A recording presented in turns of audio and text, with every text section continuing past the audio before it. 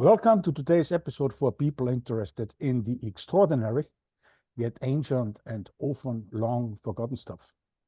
This is your host, Joseph Schinwald from homebythebeach.com, and our guest today is Smita Joshi. And I hope I pronounced this right. Smita, did I? Yeah, Smita, perfect. Okay, so I'm excited to welcome Smita, and she's an award-winning author and transformation coach. Smita is the author of the Karma and Diamonds series, which draws from her own life experiences to guide readers on a profound journey of self-discovery. With a career that spans from leading roles in tech industry, and I remember you told me that you closed a deal of $1 billion actually. So from her roles in the tech industry to impactful teachings on personal and spiritual growth. What a nice spectrum. Smita's insights offer a transformative perspective on navigating life's challenges. And so welcome, Smita. Thank you so much, Joseph. As we've been looking forward to doing this for so long. Thank you for having me on your show. It's so fabulous. It's a privilege. It's a privilege because you have a very deep knowledge and wisdom about a tradition which I like the most actually of all. And well, I do like Taoism and Buddhism, but Hinduism is like really the oldest, I believe. And I have been, reading scriptures from all of the Vedas and Upanishad, which includes the Upanishads and the epics, the Mahabharata and all this, because I lived actually 2 years in India, and when I was young, and so it's a fun. I'm looking forward to this conversation with you. So the topic today is transcending the illusion of separation. Insights from Smita Joshi.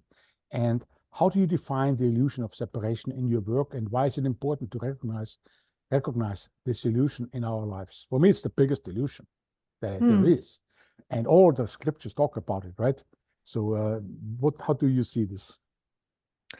So Vedic wisdom, Advaita wisdom, before that and after that. So it all points to one thing. And I think we should begin there, although we should end there.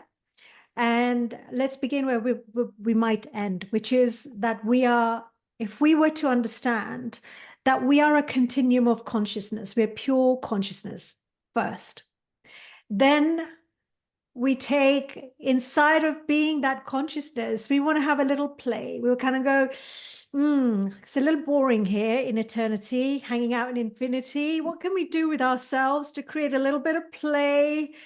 And so we create certain, dramas for ourselves. We come into a human body. I don't know whether there are other places people, beings or consciousness can go. I don't know about that, but we can certainly talk about incarnating on Earth.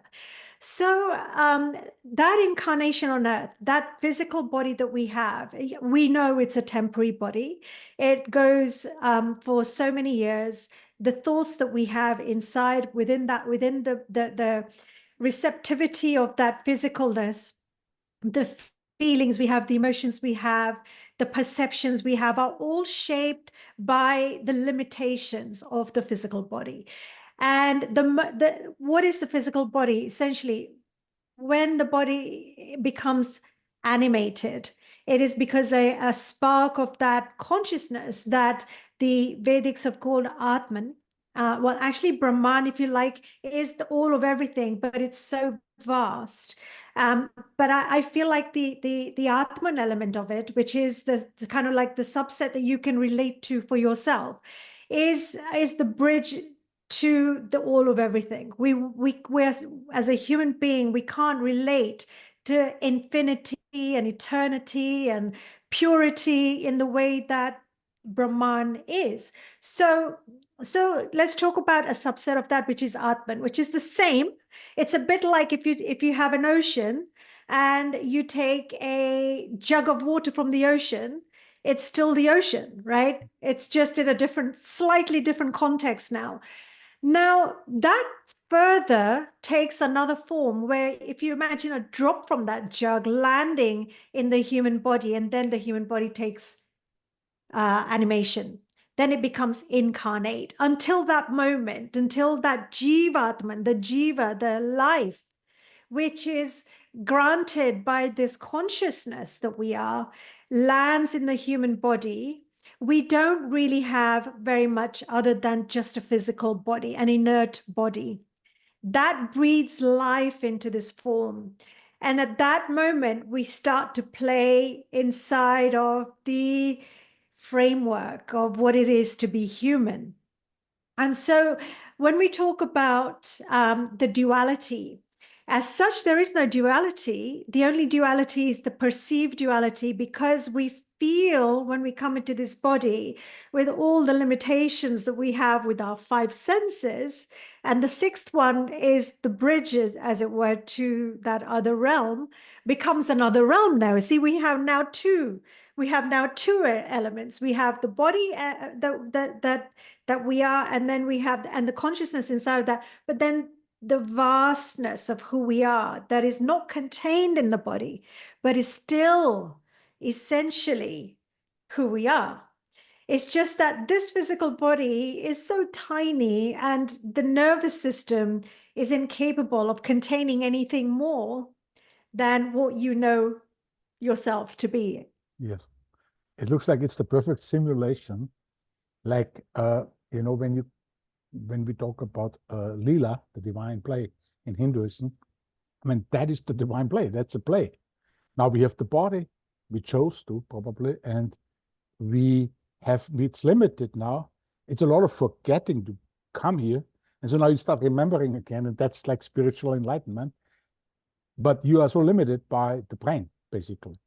But this is evolution. This body is evolution. It's just at a certain point it came to this point, and now it's fit for the divine play, the Leela aspect, and that's the hide and seek, the hide and seek, the hide and seek. So we are hiding in this little body, and we're seeking something of the true essence of who we are, because from time to time we have that divine discontent, that what the Christians would call the divine discontent, that feeling. In fact, we have a term for that in Sanskrit also. I forget the term now, but we have a term for that.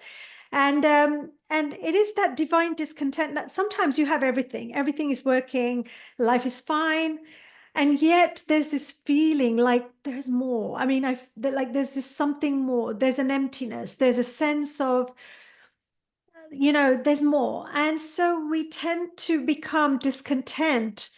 That's the divine discontent, is that everything is going well, everything is fine, we have it all, and yet there is this sense that there is more. And that's the hide and seek that we are playing with ourselves, with our higher nature, the essence of who we are, Atman, the tiny Jivatman.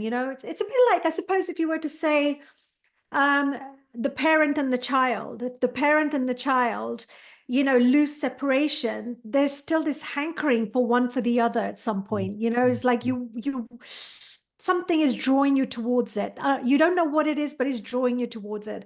There's a magnetism. There's a magnet there. That it's that kind of thing. So that's the divine, the Leela. And just for people that don't know what Leela means, it's a term from the Bhagavad Gita. It's a Krishna term. Krishna, avatar of Vishnu, one of the Trinity, says that life is a play. It's a Leela is a play. And you have to remember that you're just an actor in that play.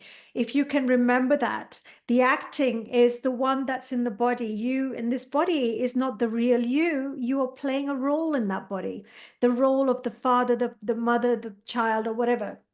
You're not the character, you're the actor. You're the actor. You're playing some sort of a role there. And so that's kind of like what we refer to in the Leela conversation. The Advaita or Vedic philosophy will say, it's the veil of Maya, it's the net, the web of Maya, the veil of illusion, because who you are in your true essence is kind of obscured from your view unless you clear the perspectives that you have, the framework that you're thinking from, and you seek it. It's not that it's hiding, it's just that you are not able to see it inside where you are. So it appears as though we are separate from the reality, the greater reality of who we are. It's not that this is not real, but it's just that it's a greater reality of who we are. And so that's the thing that becomes the dividing factor, or the duality of our experience. Yeah. So in essence, if we can really explore the possibility that we are pure consciousness first, and then we land in this human body and we assume ourselves to be this thing, because it's so, the senses are so enticing. They are just so gross, in a sense, gross in the science kind of way, where they are so there's no subtlety about our senses. We feel, touch, see, and so everything appears to be, this is it, there cannot be more than this. And so we kind of get blindsided by the physical, the material, what we see, feel, and touch, and we lose ourselves a bit in that. And yet our true essence, while it's inside of us, that's a little bit tainted by our experiences, by our past. We sort of transmigrated with certain traumas or memories, or we don't, when we land in the human body, we come with certain memory, which is inside of that jivatman. So that aspect of us is constantly seeking the rest of itself. It's like, what about the greater element? There's more to me than this. There's more to me than this. Nice. That's it. Yeah, and I think, when you go in the Upanishads, I read it, I could bring the scripture source now, but you might know it. The yogi, it says, she is more concerned about peeling off her wrong identifications until there's nothing left but the true essence, which is not identifying with anything anymore, because you're everything. So you become nothing to yourself, and that is everything, the whole Brahman. And then again, when we talked about the play, you're the actor. So if we are identifying, that's what you said, right? If you're identifying then with the character instead of the actor, I'm like an actor, like somebody who learns acting and goes to Hollywood, and that's not him, right? The acting he does in the movies, that's not him. He's a normal guy otherwise, right? But that's me also acting. I'm an actor. But if I identify with the character or the characters I have completely, then I lose. I become actually very sorrowful and unsatisfied. And that is fantastic. I want to just mention this because I love also the teaching of the Buddha, and I don't belong to any organized religion, and I just love the whole wisdom coming from it. And the Buddha says clearly, there's all this is the first noble truth. Everything is dukkha, and it's like everything is unsatisfactory. Unsatisfactoriness. You can't be completely forever and a long time. Sometimes you are fulfilled, you feel great, but it cannot last because everything is also impermanent. However, what he says then is also that we don't have a self, we don't have an Atman, like a separate Atman. Of course, he's a Hindu. He came as a Hindu. He was born in India, and there was a time when what I learned from history is that the Brahmans, I think you say, they were like teaching the people, before you can become a Brahman, like first class, you will have to live 1,000 times. And they were teaching like really badly in these kind of things. And he was actually making an outlaw one of his disciples. He was a real revolutionary in that sense. But the first noble truth is that saying everything is unsatisfactorily, like you said, when you are playing this game in the Leela. And the next he said, and you mentioned that also interestingly enough, you're always thirsty. And that is Trishna. That is the second noble truth. And then comes Nirvana, and then comes the Eightfold Path. And I'm not going into this, of course, but it's interesting. That is, the Buddhism really comes from Hinduism. All of the mythology comes from Hinduism. And then again, here, we can pick up easily. He just explained it differently, but in many ways, he just mentioned the Buddha himself, the historical. He was mentioning the same thing like Hinduism. Well, I think if you mentioned a word which I think is you hit the nail on the head in using that, which is the to identify with. That term is really relevant in the experience that we have. We've become so identified with our body, with our experience in the body, with who we are, in the moment now, in this lifetime, we become identified with our roles, with the people around us. We define ourselves in those terms, and we become very identified with that. And so the separation is inside of the identification. I think that you just mentioned that we get to feel separate because we identify with something which is not truly who we are. It may be a temporary element of who we are right now. And I don't like to diss the reality that we experience in the moment either, because that's also real. But really the oneness element is, it shows up really quickly. And how I teach it in my classes and how I practice it for myself, I believe that if you really master something, Joseph, that you should be able to teach it to a 12-year-old, and you should be able to explain it really, really simply, right? And I found ways of experiencing that state of oneness and getting everybody, anybody, believer, non-believer, it doesn't matter, to experience it simply by taking a series of breaths. I would guide them through just breathing, nothing special, just allowing them to come into breath and just allowing them to start to settle into the body and to observe, to observe that they are breathing, period. And then in that moment, what happens is when you start to observe yourself breathing, you might notice there are certain thoughts that are around. And I'd say allow those thoughts to be just where they are. Let them be where they are. Let them float on by, just like we have the autumn here in London right now. Just to let, like the leaves that float off the autumn trees, just allow the leaves to float away in the breeze, like a thought, every thought floating away. And as you do that, within moments, what happens is you begin to see yourself as, you begin to experience yourself as the observer. You experience yourself as the one that you truly are, who is observing yourself, breathing and observing. And that's when you know, and that's how easy it is to tap in to that consciousness, the Atman, simply by understanding that it's telling me that I've got my hand up there because I'm waving my arms so much. Simply because you're observing yourself, and that's the place to get ourselves to. But when you become the observer, you stop identifying with whatever you think you are, whoever you may think you are, with your thoughts, with your body, with the environment, with the sounds around you. You start to loosen have its grip loosen on you. And then you're observing yourself. You're actually in that state of oneness instantly. And it's really that simple. So whatever religion or whatever philosophy, we don't need to get mired inside of any of that stuff, right? We just need to experientially know ourselves that way. So the identification is the pitfall.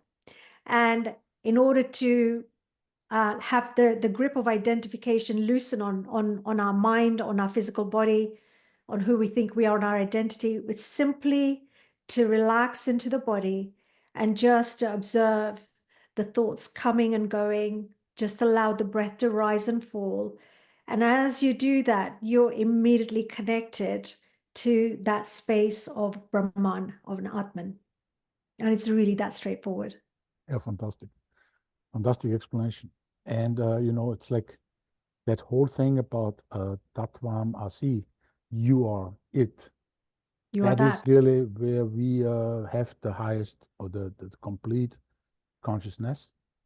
And it's so far away from our daily identifications that it's a complete separation. And, even if you think about, there are trillions of ways the universe attracts itself through those Atmans everywhere, right? It could be even animals and trees, and somehow, that universe is attracting itself all the time because it cannot be anything else but the universe. But that hide and seek game is a game which is necessary because otherwise that everything we call Brahman in Hinduism, as you said, it would be terribly bored. There's no action. There's nothing happening. So that's the game. That's like why we're going to the movies, right? Why are we going to the movies? And why do we want adventures? Why do we want to travel? I'm now in Costa Rica. Why do I want to come here? Because it becomes boring. It becomes boring, if you have nothing happening anymore.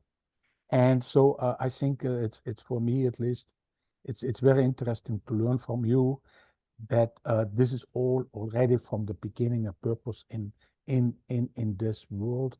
The purpose is to always hide and seek, to actually wake up to yourself and to expand your consciousness by doing this over and over again, I think, because that's the whole game, really, to expand your consciousness. And even if you believe in karma and if you believe in reincarnations, well, it's probably always the same thing. I came to this world again. I'm bigger again. I have experienced more things, which got me into more higher and more comprehensive consciousness. I don't know. In a way, it's like the higher self, and the who we are now is very difficult to understand. But when there is nothing, when the Jiva wants to shout out and cry out, God, where are you? And I can't believe this, what happened to me, whatever. This is all basically can all be all these emotions, these funky emotions. And there are many, and we are making ourselves crazy with them. But after all, when you calm down, in other words, when the mud settles and the water becomes clear again, what is there is the observer and particularly the witness, and there is nothing else. There is no need for anything else. You are it. You are the observer and the witness. Anyway, I would like to go further, and I'm just repeating what, a little bit in the line, so it's a dialogue. But I'm learning a lot while you talk because you have the deep knowledge and the deep understanding and the wisdom. You wrote this incredible series of books, and can you tell us a little bit more about why did you write it? What is the purpose of it, and how did it all come about? Your series of books, trilogy. How do you say that? Yeah, thank you for asking the question. So I have my life it's been an incredible journey, and there have been many questions given by the things that have shown up in my life. I question a lot of why they showed up, a lot of very emotional, deep emotional traumas, a whole host of those emotions that you were just referring to in the human spectrum at a very, very young age. And that led me to ask what is all for? Why did these things happen? What is life about? What is it all for? How can I know the truth behind all of this? And in my quest for healing, I went very, very deep into asking the questions, and then and the only way I could get the answers was because I had no other sources, was to turn inward and to ask within. And I somehow stumbled across, since I was a 7-year-old, one of my first experiences of connecting into that space that we've just talked about, the Brahman, Atman. That was when I was 7. It happened on the back of a very traumatic event, and in a moment when I thought I was going to die. And I had this realization. I actually heard this booming voice. So I questioned. I went to a home shrine. I sat down, as we all have home shrines. When I was growing up in India, I sat in front of where I prayed every morning and evening, and I said to the gods, like, you cannot be real. You can only be made of clay, because if you were real, this would not be happening. And I literally wanted not to be here anymore. I wanted answers, or I wanted to be not here anymore. And in that moment, I heard this booming voice say, you are well taken care of. At the same time, I see this big palm with a little girl sitting on it, like a magic carpet, just being moved along. And the experience was so, like, at first I thought somebody was playing a prank on me in the room, because it was so, like, real. And yet it was happening through the third eye. And what happened in that moment was, like, my whole nervous system got evoked. There was this sparkle, like a shooting of electricity, within my nervous system, up my spine. It was like little diamonds just trickling around at the same time as the voice. So it was all happening very quickly in the same moment. And the net result of it was I got it. I got it so deeply. I calmed down. Not only did I calm down as a 7-year-old that day, but I got it for the rest of my life, that I, as in we, are taken care of somehow. And that there is a higher purpose for me. There's a purpose for me. And I have to make sure that I live up to that. But in order to do that, I needed to find some more answers as I was growing up. And basically, that was the first time I connected to that inner voice, to that higher self voice, or whatever that it was. Then when a series of events happen, come to my mid-20s, I'm now living on my own. I bought my first flat in London, and that was the moment. Those were moments when I would come home and I would start to feel a whole lot of like emptiness, a sadness, a whole range of stuff emerging all by itself, because now there was the space for it to do so. And it was then that I started to remember that, and along the way, other times when I had other traumatic events in my life, this voice would speak to me again and guide me. But it was then that I really missed it, and I wondered, and I said I asked the question in my journal, like in my meditations, why can I not hear that voice anyway? Why does it only show up at moments of deep anxiety or trauma? And I want to learn how to do that regardless. And immediately as I said that, a friend gave me this book. And in that book was everything I needed to know for the rest of my life. It's a very simple book. If you read it, you think, what's she going on about? This is so like, so, but it's very profound. And I got everything I needed. It taught me how to connect to my higher self. It taught me how to connect to the realms beyond the physical in the safest and the most profound ways. And in a way that immediately I started to get direction and guidance. Of course, one has to listen. One has to trust it, because sometimes it leads you, it wants you to do things that you think you wouldn't, your rational mind would never do, but you have to be willing to do things. And one of them was I literally got told I had to go to India to learn more about all of this stuff. But I just just been in a job for about 1.5 years. I was doing really well, had this beautiful BMW. Well, it wasn't a BMW at the time. It was but top of the range, another car. And I was still in my sort of just on the side of the other side of my mid-20s. And and I had a flat, I had a mortgage. So I was like, how am I going to do this? And it said to me, rent it out. They're like, go to India. I'm like, well, India's a huge place. Like, where do I go? Go to Ahmedabad. Yeah, of course. I have family there. It's a place to begin if I don't know where else to go. And then I said, but what do I do? Like, I've got this mortgage. I can't just, not pay, rent it out. And I heard the words, and that's what I did. So when you're deep inside of traumas and emotional stuff, you can't think clearly.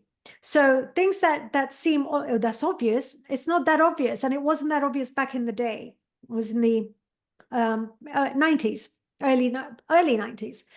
And so I did all of these things, and listening to that voice, that has been my superpower. That is what I call my superpower.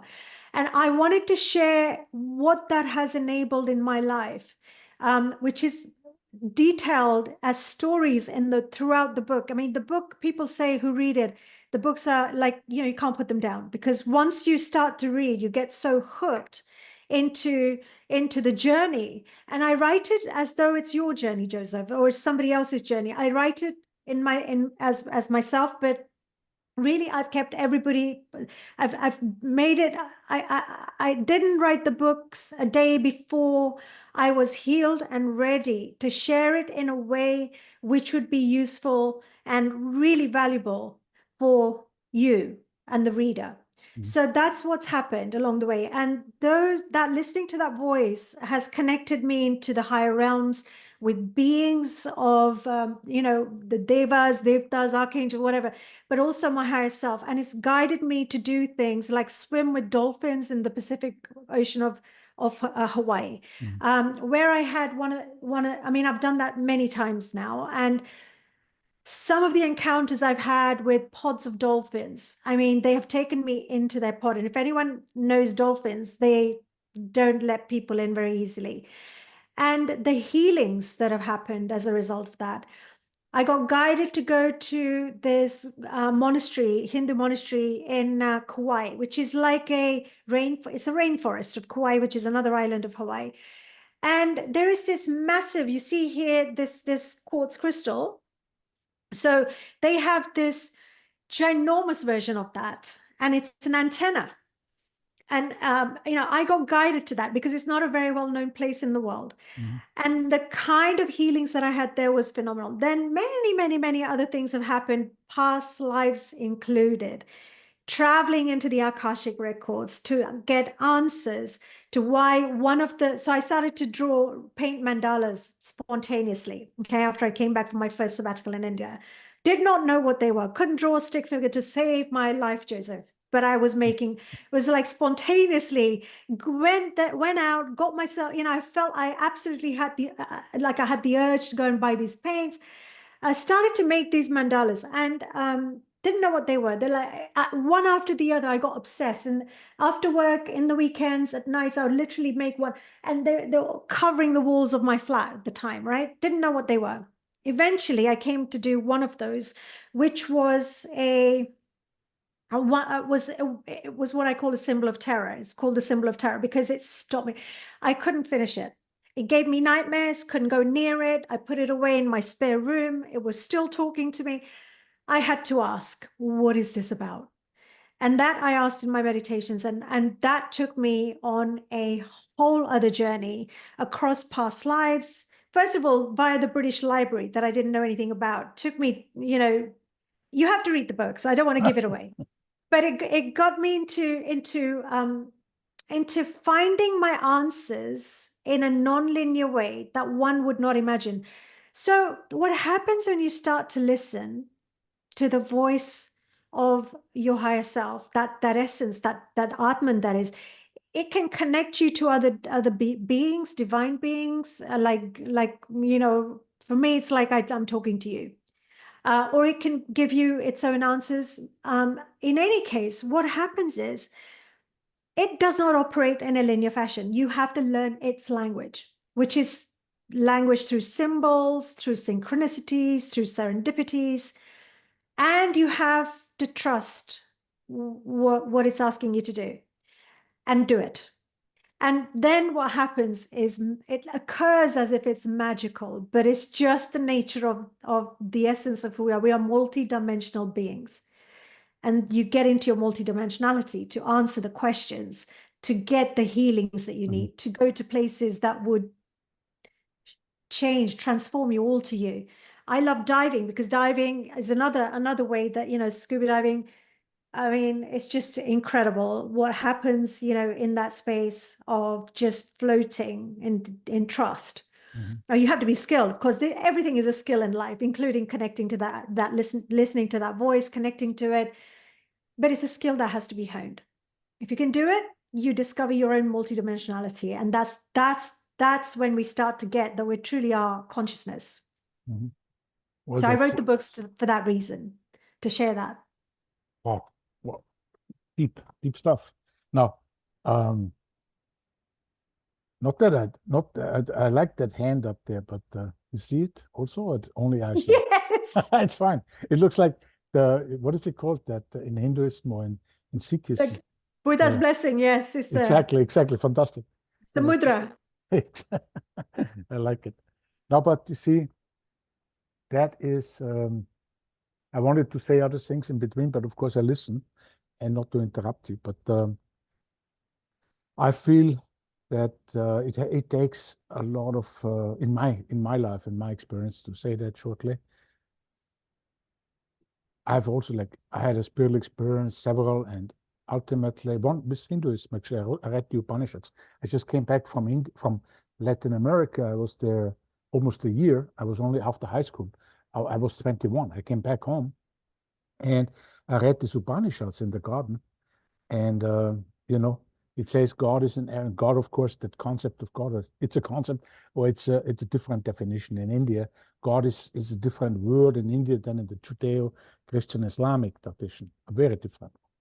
And, but, I read it, and God is in all beings, all sentient beings, and all sentient beings are in God. And that night, I just went out to the universe. It was an incredible spiritual experience. And I saw others, other beings, and they looked at me, and everybody all around said, "It's me, it's me, it's me." That was that's like it's we are all the Atman, right? We are all Brahman also at the same time. It was very fantastic. But I have to say, I had another experiences, and they were even deeper. But then I was kind of like a Christian and very much into the Bible. I got a divinity in New York, upstate New York, a master's in divinity. And then I interpreted it so badly, the whole experience. I shouldn't have interpreted it at all. I was interpreting it I read William James afterwards, and all religious experiences are different because people interpret it differently based on their culture and their beliefs. So I realized afterwards, a few years afterwards, that I was interpreting it and I shouldn't have. So what I wanted to say is, the whole thing for me, because you talked about listening to your voice, to your higher self and all this, but spirituality can be actually quite dangerous if you don't familiarize yourself with spiritual um, the intelligence, spiritual intelligence. There's emotional intelligence, there's intellectual intelligence, and spiritual intelligence. For me, is like when you're curious, but you also are careful. Does it make Yes. it doesn't make sense to your body maybe, or to your five senses, but still, how far am I going here? Do I know what I risk, It's a when I very go this valid direction, point. right? It's a very, very valid point. And this is why, they always say, have a good guru or a teacher, an authentic master, somebody who has accomplished those realizations and so on for themselves that can guide you there. Now, it just so happens I'm at a point perhaps in my own evolution where my path in life this time has largely been to discover things for myself and to trust all of that. But I mean, the lifetimes I've had before, I can see that there's been a lot of learning.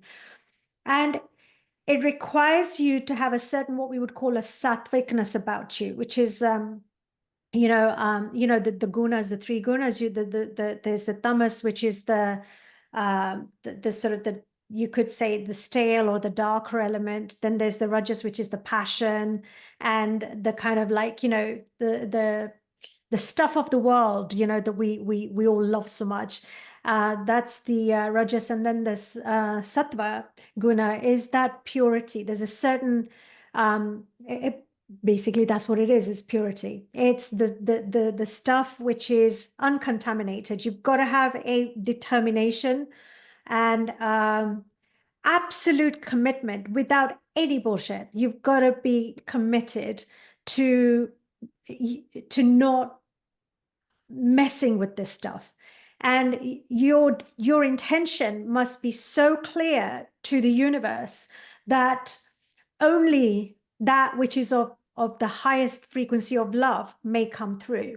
Anything else is not invited, not invited, not wanted, and will be rejected. So when you stand in that place, it grants you a certain kavach or a protection, a shield.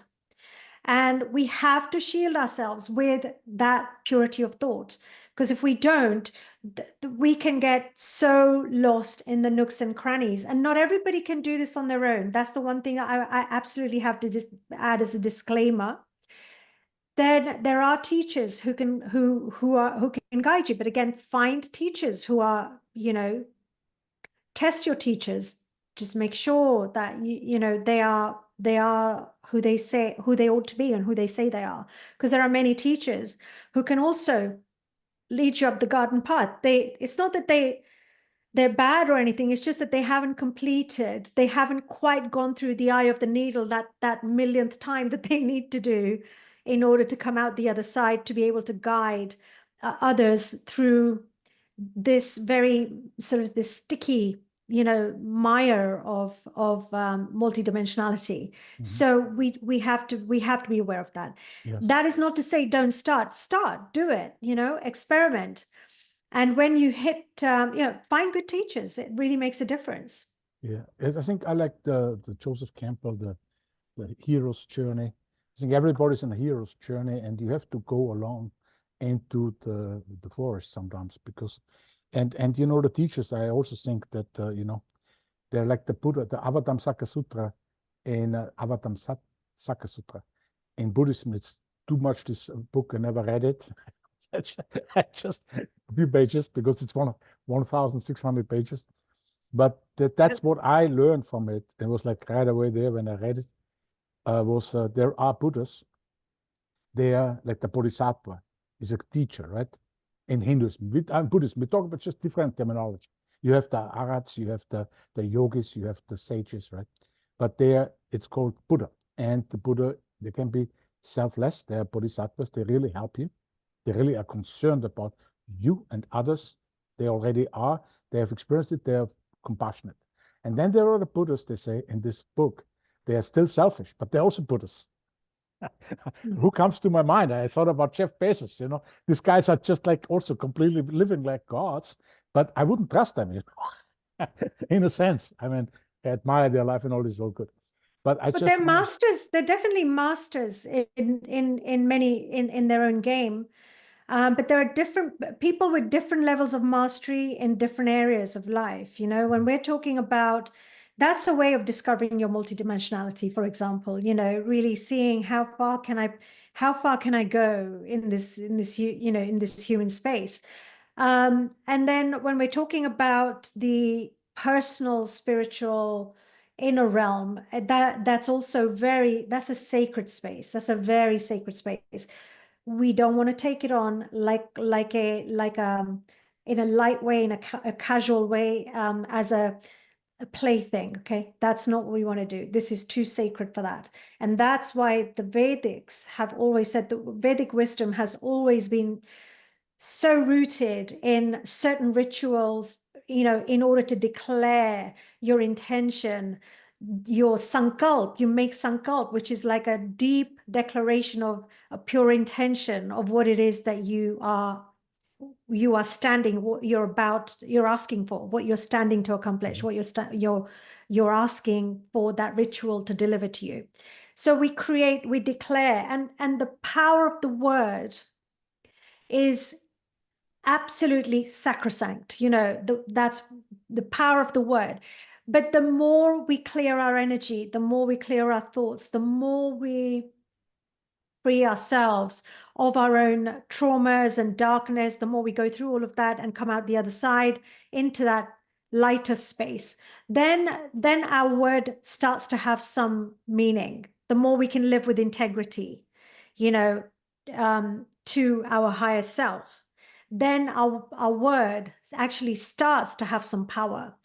But we're all on different levels of that path. So we need to understand that whatever we speak, and whatever we think, it creates our energy, and energy announces you, and your words create your world.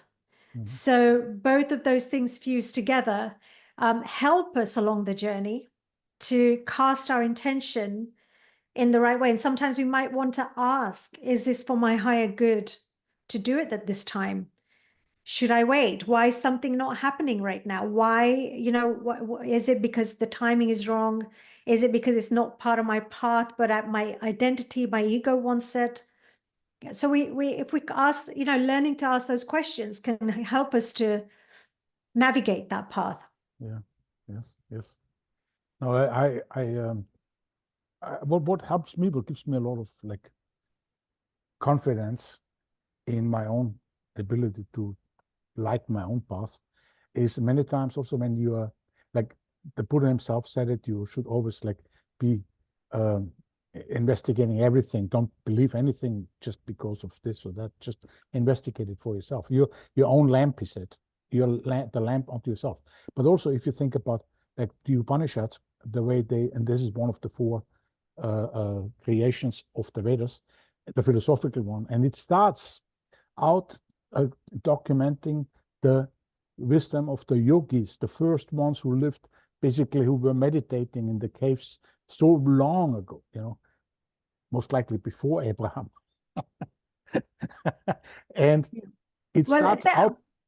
I was just going to say, you mentioned Abraham there, Joseph. Sorry to interrupt you, but I wonder if Brahman mispronounced, because different tongues speak different words in different ways, right? So Brahman is Abraham. Yeah. Abraham. I wonder if there is some connection there. Well, he's the father, the faith father. The people here in Europe now, they are, there's a huge controversy now between Christians, Jews, and particularly Muslims also, because they come a lot into Europe. And, but they don't realize that this really has the same root, Abraham. But at the same time, it's for me, that whole thing doesn't start so interestingly in this tradition with Adam and Eve and the story. I remember D.T. Suzuki, one of the most famous Zen masters, and they're not famous but prominent, who came to America. He started out a speech and he said, crazy culture, he said, crazy religion, crazy. He didn't say crazy religion, but crazy way of thinking. Adam and Eve, Garden of Eden, God is mad at Adam and Eve. Adam is mad at Eve. Eve is mad at, and then mad at nature and everything. Everybody's angry at each other. That's so strange, right? I mean, in a way, it's just a metaphor. It's just like a mythology. That's okay. You can learn something from it. But the East is there different. And that the Upanishads, they start out like this. So the writer of the Upanishads, and these are the deepest verses I've ever read in my life, of those sages, of those yogis, right? And it starts out like this: nobody knows anything, not even those. And that makes me like calm, because it doesn't matter to not knowing anything, because we signed that contract to come here, basically, right? If it was a contract, it's just imaginary now. But we agreed to come here and forget everything, so we can have this experience, because otherwise we couldn't have it. So it doesn't bother me not to know anything. There's a poem in the Nasadiya Sukta, and Sukta is a poem, of course. Nasadiya Sukta, one of the sacred texts. It's within, I can't remember which one of the Vedas it's from, but it's the Nasadiya Sukta. And it is indeed that even the I most high doesn't know. Even the I most high doesn't know how we got here, or how we got created. Because in a sense, I wanted to go back again to earlier time when we were talking about the non-dual state, and taking birth in a human body. The thing about this is that consciousness by itself cannot do very much. Okay, you need the Shakti, you need that energy, that spark, that creative spark, which we call Shakti, the power, the feminine creative power to fuse with consciousness, Shiva Shakti. And Shiva's consciousness, Shakti is his consort then. And the two fuse together and they create new worlds. They create worlds, they dissolve, consciousness dissolves something, then something gets created again, but the two have to come together. So there is this dance taking place throughout the eternity, in a sense, in different ways. And we think that the Big Bang is like the be all and end all of everything. Exactly. But the Big Bang is just a tiny little spark that took place at one moment of time, in the continuum of time space. And right now we have this materialized, manifested world. But how many times has that happened in how many places, across eons? Because that's all there is. There is nothing else. So it will never not be. Sorry? So it will never not be. Exactly. Never not be. But the thing is, or maybe it will be, who knows? I'm not that wise to cannot say this kind of things. But I want to say that the time and all this, and the ages, Kali Yuga and all this stuff, the age of the enlightened ones. And I mean, I always feel like, when you go to science now, they discovered just what Hindus already knew thousands of years before. It's nice that it comes together, because really the world is that old, or whatever you call what is the universe is that old, or it's also young again, because it's everything at the same time. Well, I would like to say that we need to talk a little bit about your website and what you are offering to people. Let's say you do coaching, of course, and you wrote this book. What are your projects? And tell us a little bit about your future plans. I have a very exciting project that we're working on right now. I don't want to say a lot more than that, but it's very much around the topics that we've talked about. And otherwise, on my website, people want to check out. What I wanted to do was to have What my is your books website? Please, let's get that. Yeah, it's just my name, smitajoshi.com. It will be in the show notes, of course, but you can see it right away. So It's just my name, smitajoshi.com. It's a fantastic website. It has so many resources. It also has those books we talked about and meditations and all kinds of. It's a fantastic, beautiful, wonderful, enlightening website. Please visit it. Thank you so much. So what I wanted to do was my dream to have my books accompanied with some of the journeys that I have shared in the books, so to bring them to people through guided meditations. And so I created a whole bunch of meditations. I thought it was going to be about 7. I ended up creating 30, and we've attached like 12 of them to the books. So there's like, this idea of connecting to the higher self, connect to the guru within, invoke the goddess within, swimming with wild dolphins, meditating in Sage Vashista's cave of the Ganges in India. Phenomenal place. So Sage Vashista is one of the 7 Maharishis, as it were, who has given us like a large lion's share of the knowledge that we have today. Those seven rishis, those 7 sages are said to have given us so much wealth of knowledge and so on. And his cave, I meditated in just off the Ganges in Rishikesh. And oh my God, it is phenomenal. The vibe in there is phenomenal. Of course, he existed many thousands of years ago, but that little piece of land where he meditated originally is somehow, a piece of it is still there. And so the cave is still there. And there's a whole load of meditation. So people can just get the books together with downloaded meditations. They can get the books online. We have them in audio form. We have them in e-form. And they're all bestsellers. Yeah, well, definitely the first book was a huge bestseller on Amazon. And yeah, so there's many other things on there. Download yourself some a free meditation. I've done mandalas if people like to have a visual aid to meditate with. It's the many visual aids.